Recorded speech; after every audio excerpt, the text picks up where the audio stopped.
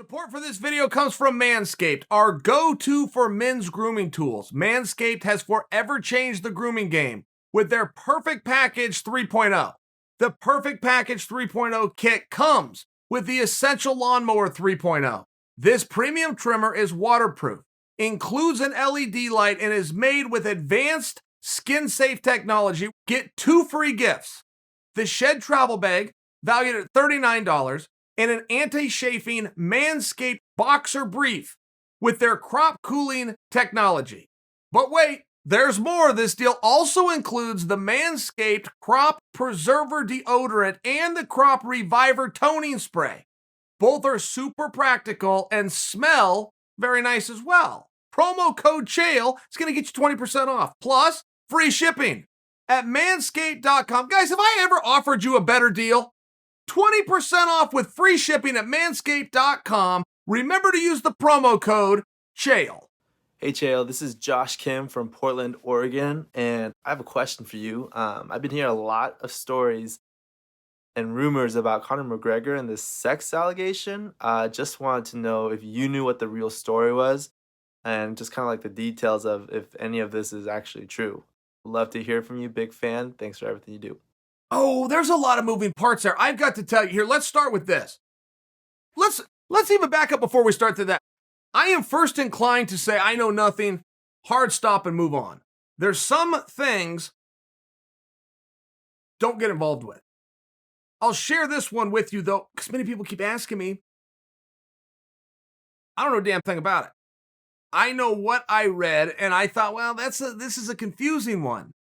We kind of got to follow Conor all week, right? He was out on a yacht. He was doing something. He got hit by USADA. You guys remember this made headlines, though. USADA came in and tested him, found him on his yacht. He was docked at a port, something along these lines, and he did the test.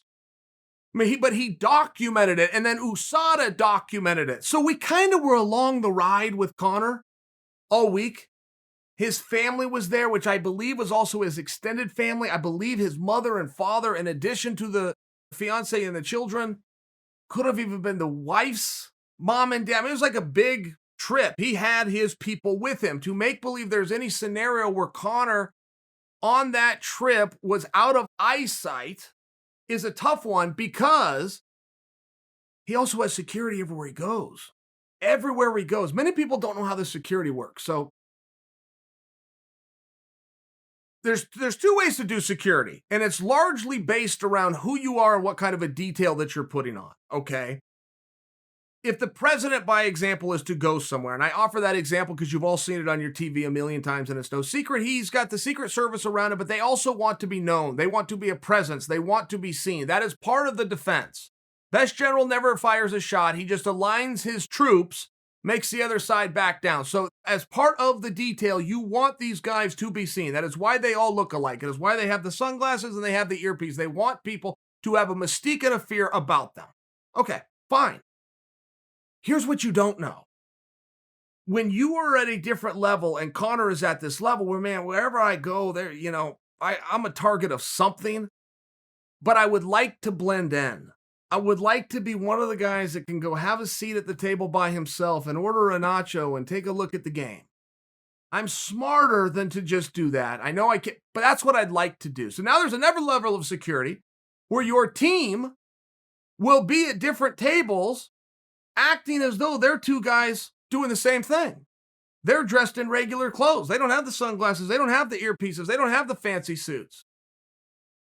I'm offering for you right now, it would be a tremendous, I'd really be surprised if Conor McGregor was somewhere with had a security detail that is watching him at all times, whether you saw them or not. And I only tell you that because whatever is going on, there will be witnesses to. Whatever side this thing falls on, to make believe that this wasn't seen and re-seen would be foolish. Uncle Chael, you're the best. Got a question. What do you think about Yoel Romero moving up to 205 pounds? Now that John Jones, has vacated the belt, he's left the division. I know Yoel is 42 or 43. I know he lost his last couple fights, but in my opinion, I haven't really seen any evidence that shows that he's slowing down. Like you said, you can get a fresh coat of paint, undefeated, 0-0 at 205. Now that he's not cutting as much weight, maybe carrying a little bit less lean mass, maybe his cardio is a little bit better. Just want to know what your take is on it, if you think he will, and how you think he would do.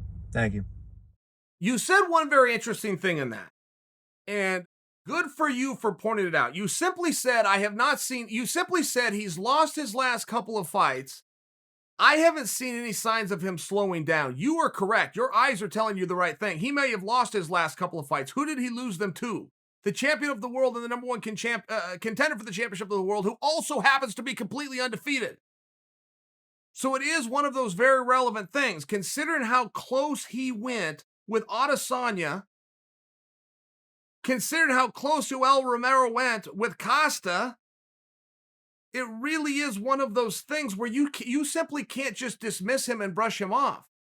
Nobody went out there and whipped his ass. At no point did he slow down. At no point did he back down. Has his footwork changed? Has he been taking more shots? Are his takedowns no longer on point? Is he not explosive? Is he not showing up in shape? I see what you see.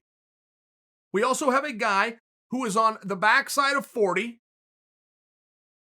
over 40. And you have a guy who did lose to the top two guys, so what do you do with him? You bring him in and put him in another one to contenders match that he could possibly win and then go back into one of these two guys who's already defeated him? You see the problem? And yes, I think that you do.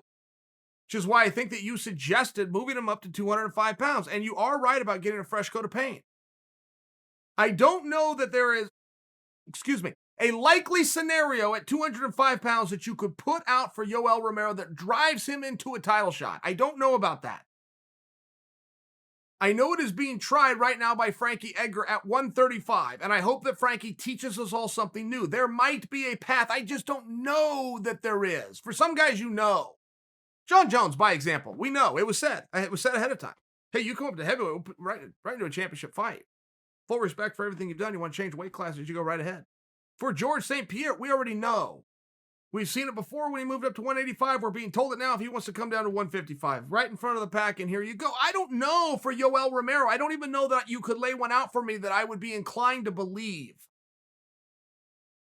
I think it would have to be something very, very impressive and right out of the gate. Right out of the gate at 205 pounds, Yoel Romero calls out Rumble Johnson, then steps in there and beats Rumble Johnson. Okay. Yeah, I guess because now you would have showed us something. If you go do a job that nobody else wants to do, you're going to get treated in a way for being successful at that job that nobody else would have been treated. It's going to have to be a very dangerous path. You want to go down there and get right in the mix. Maybe go up to 205 pounds and get in the batter's box. That's another job that nobody wants to do that you will get credit if you go and do.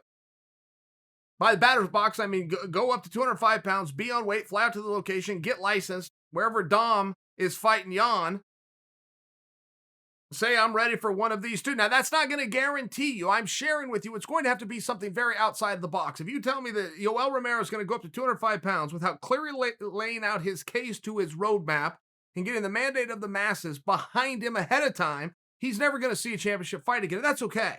You also had enough really great memories, but you were speaking specifically to a championship fight. He is going to have to find a very clear plan. Take that plan to the public, bring them along on the journey. And I'm not sure that Yoel thinks his career through that far ahead.